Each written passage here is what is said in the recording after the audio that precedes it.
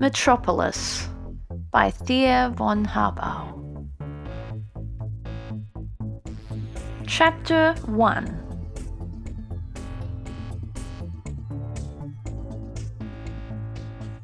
Now the rumbling of the great organ, swelling to a roar like a rising giant against the vaulted ceiling, to burst through it. Freda bent his head backwards. His wide-open, burning eyes stared unseeingly upwards. His hands formed music from the chaos of the notes, struggling with the vibration of the sound and stirring him to his innermost depths. He was never so near tears in his life, and, blissfully helpless, he yielded himself up to the glowing moisture which dazzled him. Above him, the vault of heaven in lapis lazuli, hovering therein, the 12-fold mystery, the signs of the zodiac in gold, set higher above them the 7 crowned ones, the planets. High above all, a silver shining bevy of stars, the universe. Before the bedewed eyes of the organ player, to his music, the stars of heaven began a solemn, mighty dance. The breakers of the notes dissolved the room into nothing. The organ, which Freda played, stood in the middle of the sea. It was a reef upon which the waves foamed, carrying crests of froth they dashed violently onwards, and the 7th was always the mightiest. But high above the sea, which bellowed in the uproar of the waves, the stars of heaven danced the solemn mighty dance. Shaken to her core, the old earth started from her sleep. Her torrents dried up, her mountains fell to ruin. From the ripped open depths the fire welled up, the earth burnt with all she bore. The waves of the sea became waves of fire. The organ flared up, a roaring torch of music. The earth, the sea, and the hymn blazing organ crashed in and became ashes. But high above the deserts and the spaces to which creation was burnt, the stars of heaven danced the solemn mighty dance. Then, from the grey scattered ashes, on trembling wings, unspeakably beautiful and solitary, rose a bird with jewelled feathers. It uttered a mournful cry. No bird which ever lived could have mourned so agonizingly. It hovered above the ashes of the completely ruined earth. It hovered hither and thither, not knowing where to settle. It hovered above the grave of the sea and above the corpse of the earth. Never since the sinning angel fell from heaven to hell had the earth heard such a cry of despair. Then, from the solemn mighty dance of the stars, one freed itself and neared the dead earth. Its light was gentler than moonlight and more impervious than the light of the sun. Among the music of the spheres it was the most heavenly note. It enveloped the morning bird in its dear light. It was as strong as a deity crying, "To me, to me." Then the jewelled bird left the grave of the sea and the earth and gave its sinking wings up to the powerful voice which bore it. Moving in a cradle of light, it swept upwards and sang, became a note of the spheres, vanishing into eternity. Freda let his fingers slip from the keys. He bent forward and buried his face in his hands. He pressed his eyes until he saw the fiery dance of the stars behind his eyelids. Nothing could help him, nothing. Everywhere, in an agonizing, blissful omnipresence stood in his vision the one countenance. The austere countenance of the Virgin, the sweet countenance of the Mother, the agony and the desire with which he called and called for the one single vision for which his racked heart had not even a name, except the one eternal you. He let his hands sink and raised his eyes to the heights of the beautifully vaulted room in which his organ stood. From the sea-deep blue of the heavens, from the flawless gold of the heavenly bodies, from the mysterious twilight around him, the girl looked at him with a deadly severity of purity, quite maid and mistress, inviolability, graciousness itself, her beautiful brow in the diadem of goodness, her voice, pity, every word a song. Then to turn and to go and to vanish, no more to be found, nowhere, nowhere. "You!" cried the man. The captive note struck against the walls, finding no way out. Now the loneliness was no longer bearable. Freda stood up and opened the windows. The works lay in quivering brightness before him. He pressed his eyes closed, standing still, hardly breathing. He felt the proximity of the servants, standing silently, waiting for the command which would permit them to come to life. There was one among them, slim, with his courteous face, the expression of which never changed. Freda knew of him. One word to him, and, if the girl still walked on earth with her silent step, then Slim would find her. But one does not set a bloodhound on the track of a sacred white hind if one does not want to be cursed, and to be, all his life long, a miserable, miserable man. Freda saw, without looking at him, how Slim's eyes were taking stock of him. He knew that silent creature ordained by his father to be his all-powerful protector was, at the same time, his keeper.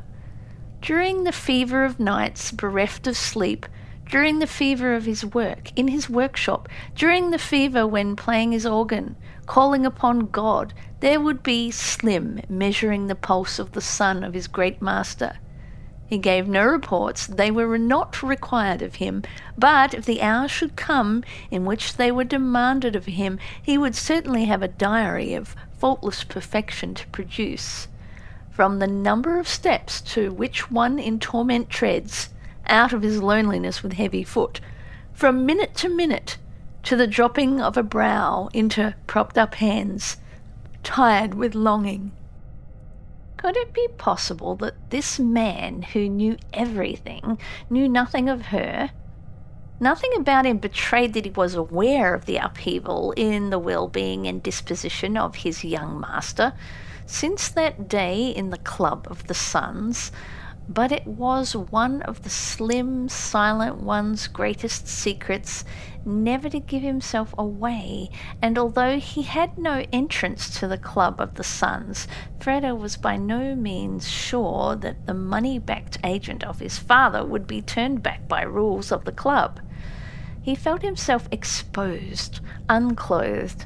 A cruel brightness which left nothing concealed bathed him and everything in his workshop, which was almost the most highly situated room in Metropolis.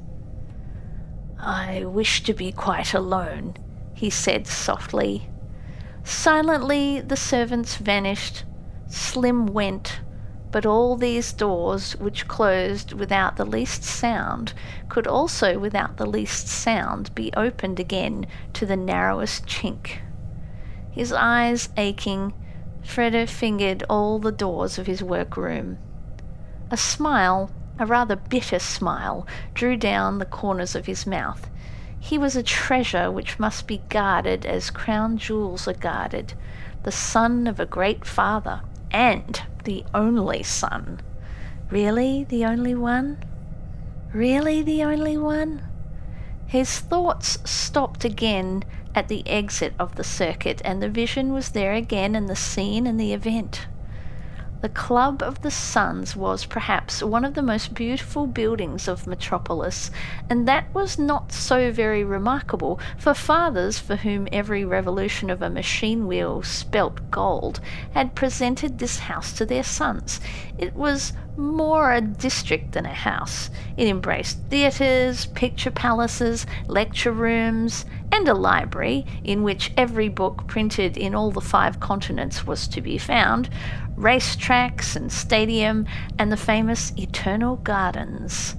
It contained very extensive dwellings for the young sons of indulgent fathers, and it contained the dwellings of faultless male servants and handsome, well-trained female servants, for whose training more time was requisite than for the development of the new species of orchids. Their chief task consisted in nothing but, at all times, to appear delightful and to be incapriciously cheerful, and, with their bewildering costume, their painted faces and their eye masks surmounted by snow-white wigs and fragrant as flowers, they resembled delicate dolls of porcelain and brocade, devised by a master hand, not purchasable but rather delightful presents. Freda was but a rare visitant to the Club of the Suns. He preferred his workshop and the starry chapel in which his organ stood. But when once the desire took him to fling himself into the radiant joyousness of the stadium competitions, he was the most radiant and joyous of all, playing on from victory to victory with the laugh of a young god. On that day too. Still tingling from the icy coolness of falling water, every muscle still quivering in the intoxication of victory, he had lain, stretched out, slender, panting, smiling, drunken, beside himself, almost insane with joy. The milk-coloured glass ceiling above the Eternal Gardens was an opal in the light which bathed it. Loving little women attended him, waiting roguishly and jealously, from whose white hands, from whose fine fingertips, he would eat the fruits he desired. One was standing aside mixing him a drink. From hip to knee billowed sparkling brocade, slender bare legs held proudly together, she stood like ivory in purple peaked shoes. Her gleaming body rose delicately from her hips, and she was not aware of it, quivered in the same rhythm as did the man's chest in exhaling his sweet rising breath. Carefully did the little painted face under the eye mask watch the work of her careful hands. Her mouth was not rouged, but yet it was pomegranate red, and she smiled, so unself-consciously, down at the beverage that it caused the other girls to laugh aloud. Infected, Freda also began to laugh, but the glee of the maidens swelled to a storm as she, who was mixing the drink, not knowing why they were laughing, became suffused with the blush of confusion. From her pomegranate-hued mouth to her lustrous hips, the laughter induced the friends, for no reason only, because they were young and carefree, to join in the cheerful sound. Like a joyously ringing rainbow, peal upon peal of laughter arched itself gaily above the young people. Then, suddenly, Freda turned his head. His hands, which were resting on the hips of the drink mixer, lost hold of her, dropping down by his sides as if dead. The laughter ceased. Not one of the friends moved. Not one of the little brocaded, bare-limbed women moved hand or foot. They stood and looked. The door of the Eternal Gardens had opened, and through the door came a procession of children. They were all holding hands. They had dwarves' faces, grey and ancient. They were little ghost-like skeletons covered with faded rags and smocks. They had colourless hair and colourless eyes. They walked on emaciated bare feet. Noiselessly they followed their leader. Their leader was a girl, the austere countenance of the Virgin, the sweet countenance of the Mother. She held a skinny child by each hand. Now she stood still, regarding the young men and women, one after another, with the deadly severity of purity. She was quite maid and mistress, inviolability, and was, too, graciousness itself, her beautiful brow in the diadem of goodness, her voice pity, every word a song. She released the children and stretched forward her hand, motioning towards the friends and saying to the children, "Look, these are your brothers." And, motioning towards the children, she said to the friends, "Look, these are your brothers." She waited. She stood still, and her gaze rested upon Freda. Then the servants came, the doorkeepers came. Between these walls of marble and glass, under the opal dome of the Eternal Gardens, there reigned for a short time an unprecedented confusion of noise, indignation, and embarrassment. The girl appeared still to be waiting. Nobody dared to touch her. though she stood so defenceless among the grey infant phantoms. Her eyes rested perpetually on Freda. Then she took her eyes from his and, stooping a little, took the children's hands again, turned and led the procession out. The door swung to behind her. The servants disappeared with many apologies for not having been able to prevent the occurrence. All was emptiness and silence. Had not each of those before whom the girl had appeared with her grey procession of children so large a number of witnessed the event they would have been inclined to put it down to hallucination? Near Freda, upon the illuminated mosaic floor, cowered the little drink mixer, sobbing uncontrollably.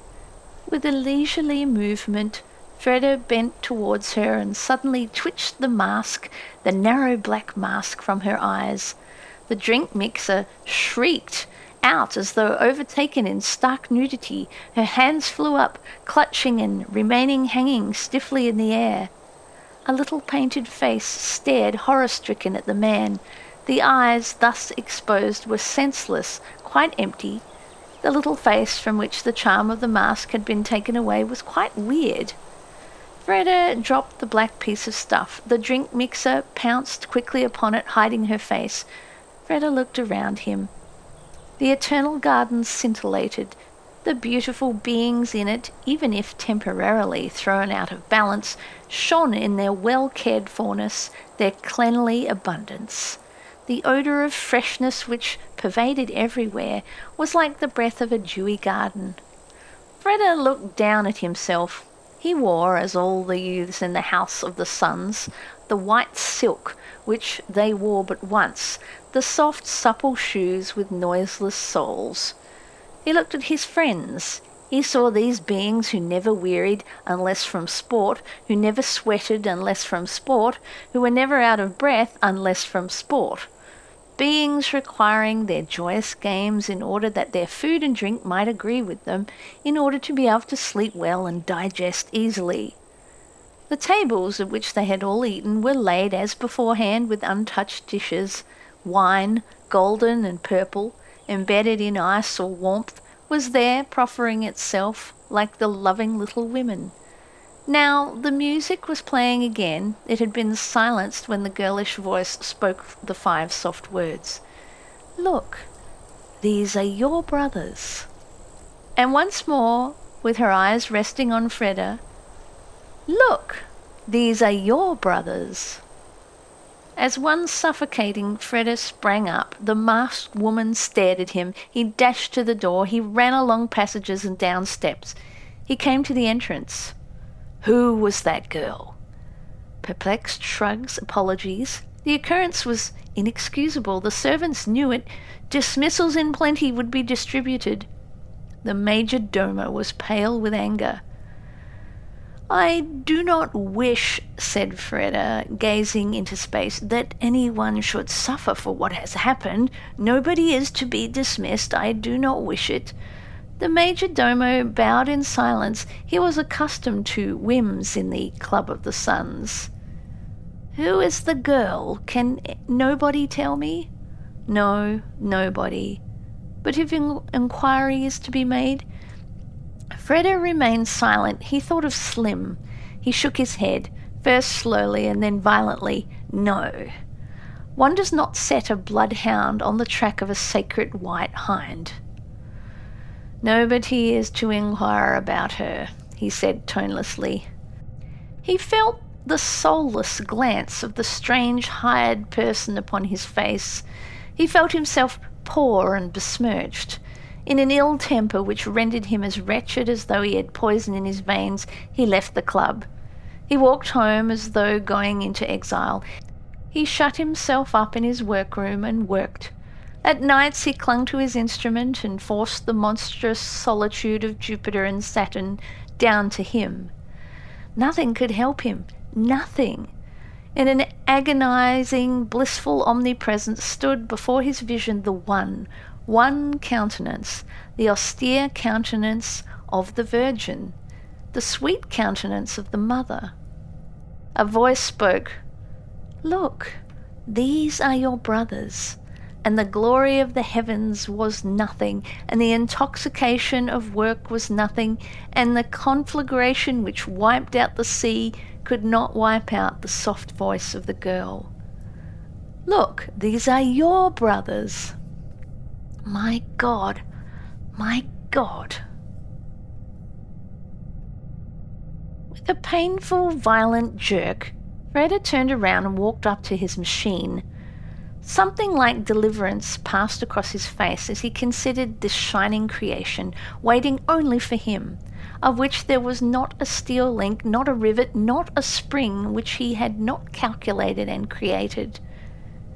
The creature was not large, appearing still more fragile by reason of the huge room and flood of sunlight in which it stood, but the soft lustre of its metal and the proud swing with which the foremost body seemed to raise itself to leap, even when not in motion, gave it something of the fair godliness of a faultlessly beautiful animal, which is quite fearless because it knows itself to be invincible.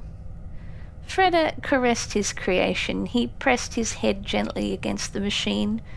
With ineffable affection he felt its cool, flexible members. "Tonight," he said, "I shall be with you. I shall be entirely enwrapped by you. I shall pour out my life into you and shall fathom whether or not I can bring you to life. I shall, perhaps, feel your throb and the commencement of movement in your controlled body.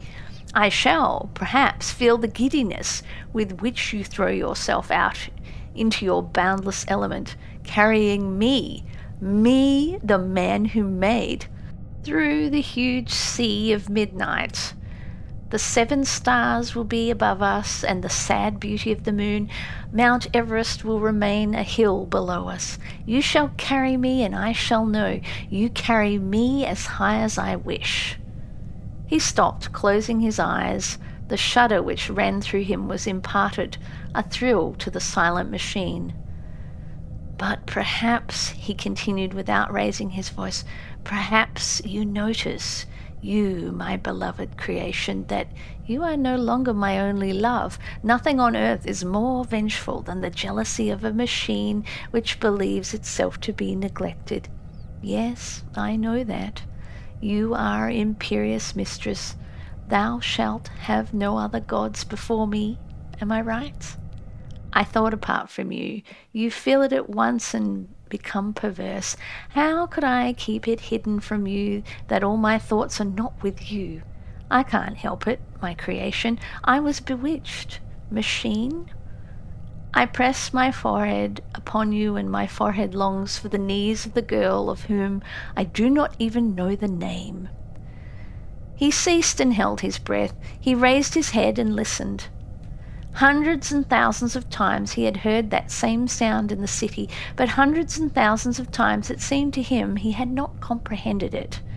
It was an immeasurably glorious and transporting sound, as deep and rumbling as, and more powerful than any sound on earth. The voice of the ocean when it is angry, the voice of falling torrents, the voice of very close thunderstorms would be miserably drowned in this behemoth din. Without being shrill, it penetrated all walls, and as long as it lasted, all things seemed to swing in it.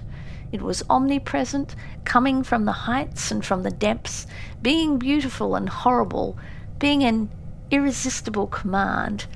It was high above the town. It was the voice of the town. Metropolis raised her voice. The machines of Metropolis roared. They wanted to be fed. Freda pushed open the glass doors. He felt them tremble like strings under strokes of the bow. He stepped out onto the narrow gallery which ran around this, almost the highest house of Metropolis. The roaring sound received him, enveloped him, never coming to an end. Great as Metropolis was, at all 4 corners of the city this roared command was equally perceptible. Freda looked across the city at the building known to the world as the New Tower of Babel. In the brain pan of this new Tower of Babel lived the man who was himself the brain of Metropolis. As long as the man over there, who was nothing but work, despising sleep, eating and drinking mechanically, pressed his fingers on the blue metal plate, which apart from himself no man had ever touched. So long would the voice of the machine city of Metropolis roar for food, for food, for food. She wanted living men for food. Then the living food came pushing along in masses. Along the street it came, along its own street which never crossed with other people's streets. It rolled on, a broad and endless stream. The stream was 12 files deep. They walked in even step. Men, men, men. All in the same uniform from throat to ankle, in dark blue linen, bare feet in the same hard shoes, hair tightly pressed down by the same black caps. And they all had the same faces, and they all appeared to be of the same age. They held themselves straightened up, but not straight. They did not raise their heads, they pushed them forward. They planted their feet forward, but they did not walk. The open gates of the new Tower of Babel, the machine centre of Metropolis, gulped the masses down. Towards them, but past them, another procession dragged itself along. The shift just used, it rolled on, a broad and endless stream. The stream was 12 files deep. They walked in an even step, men, men, men, all in the same uniform from throat to ankle in dark blue linen, bare feet in the same hard shoes, hair tightly pressed down by the same black caps. And they all had the same faces, and they all seemed 1,000 years old. They walked with hanging fists, they walked with hanging heads. No, they planted their feet forward, but they did not walk. The open gates of the new Tower of Babel, the machine centre of Metropolis, threw the masses up as it gulped them down. When the fresh living food had disappeared through the gates, the roaring voice was silent at last, and the never-ceasing throbbing hum of the great Metropolis became perceptible again, producing the effect of silence, a deep relief. The man who was the great brain in the brain pan of Metropolis had ceased to press his fingers on the blue metal plate. In 10 hours he would let the machine brute roar anew, and in another 10 hours again, and always the same, without ever loosening the 10-hour clamp. Metropolis did not know what Sunday was. Metropolis knew neither high days nor holidays. Metropolis had the most saintly cathedral in the world, richly adorned with Gothic decoration. In times of which only the chronicles could tell, the star-crowned Virgin, on its tower, used to smile as a mother from out her golden mantle, deep, deep down upon the pious red roofs, and the only companions of her graciousness were the doves which used to nest in the gargoyles of the waterspouts and the bells, which were called after the 4 archangels, and of which St. Michael was the most magnificent. It was said that the master who cast it turned villain for its sake, for he stole consecrated and unconsecrated silver like a raven, casting it into the metal body of the bell. As a reward for his deed he suffered, on the place of execution, the dreadful death on the wheel. But it was said that he died exceedingly happy, for the archangel Michael rang him on his way to death so wonderfully, touchingly, that all agreed the saints must have forgiven the sinner already to ring the heavenly bells thus to receive him. The bells still rang out with their old awe voices, but when Metropolis roared, the St. Michael itself was hoarse. The new Tower of Babel and its fellow houses stretched their sombre heights high above the cathedral spire, that the young girls in the workrooms and the wireless stations gazed down just as deep from the 30th story windows on the star-crowned Virgin as she, in earlier days, had looked down on the pious red roofs. In place of doves, flying machines swarmed over the cathedral roof and over the city, resting on the roofs, from which at night glaring pillars and circles indicated the course of flight and landing points. The master of Metropolis had already considered more than once having the cathedral pulled down, as being pointless and an obstruction to the traffic in the town of 50 million inhabitants. But the small, eager sect of Gothics, whose leader was Desertus, half monk, half one enraptured, had sworn the solemn oath: if one hand from the wicked city of Metropolis were to dare to touch just one stone of the cathedral, then they would neither repose nor rest until the wicked city of Metropolis should lie a heap of ruins at the foot of her cathedral. The master of Metropolis used to avenge the threats which constituted 1/6 of his daily mail, but he did not care to fight with opponents to whom he rendered a service by destroying them for their belief. The great brain of Metropolis, a stranger to the sacrifice of a desire, estimated the incalculable power which the sacrificed ones and martyrs showed upon their followers too high rather than too low. Too, the demolition of the cathedral was not yet so burning a question as to have been the object of an estimate of expenses, but when the moment should come, the cost of its pulling down would exceed that of the construction of Metropolis. The Gothics were ascetics. The master of Metropolis knew by experience that a multi-millionaire was more cheaply bought over than any ascetic. Freda wondered, not without a foreign feeling of bitterness, how many more times the great master of Metropolis would permit him to look on the scene which the cathedral would present to him on every rainless day. When the sun sank at the back of Metropolis, the houses turning to mountains and the streets to valleys, when the stream of light which seemed to crackle with coldness broke forth from all windows, from the walls of the houses, from the roofs, and from the heart of the town, when the silent quiver of electric advertisements began, when the searchlights in all colours of the rainbow began to play around the new Tower of Babel, when the omnibuses turned to chains of light-spitting monsters, the little motor cars scurrying luminous fishes in a waterless deep sea, while from the invisible harbour of the underground railway an ever-equal magical shimmer pressed on to be swallowed by the hurrying shadows. Then the cathedral would stand there in this boundless ocean of light which dissolved all forms by outshining them, the only dark object, black and persistent, seeming in its lightness to free itself from the earth, to rise higher and even higher, and appearing in this maelstrom of tumultuous light, the only reposeful and masterful object.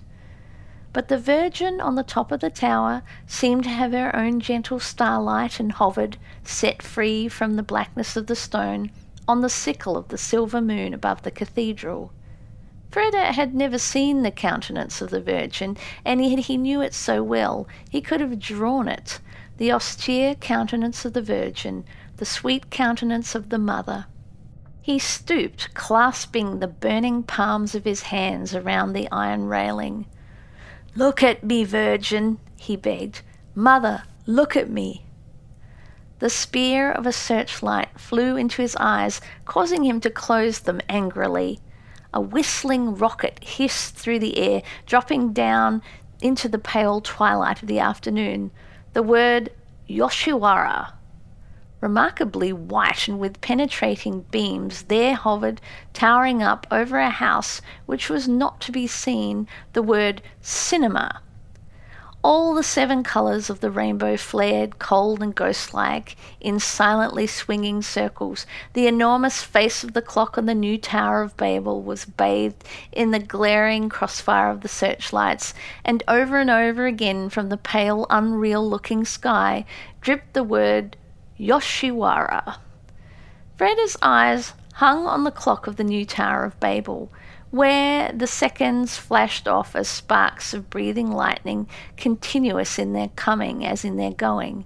He calculated the time which had passed since the voice of Metropolis had roared for food, for food, for food.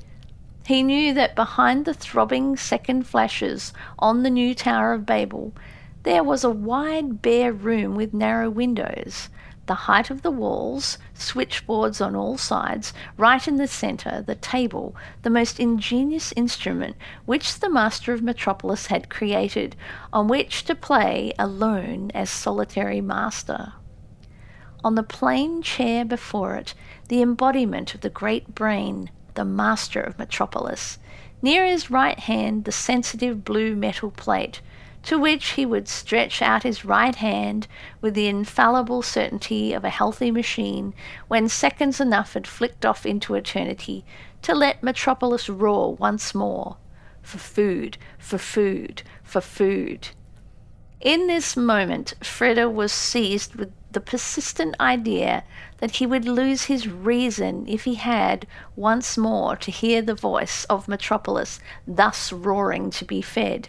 And, already convinced of the pointlessness of his quest, he turned from the spectacle of the light-crazy city and went to seek the master of Metropolis, whose name was Joe Friederson, and who was his father. End of chapter 1.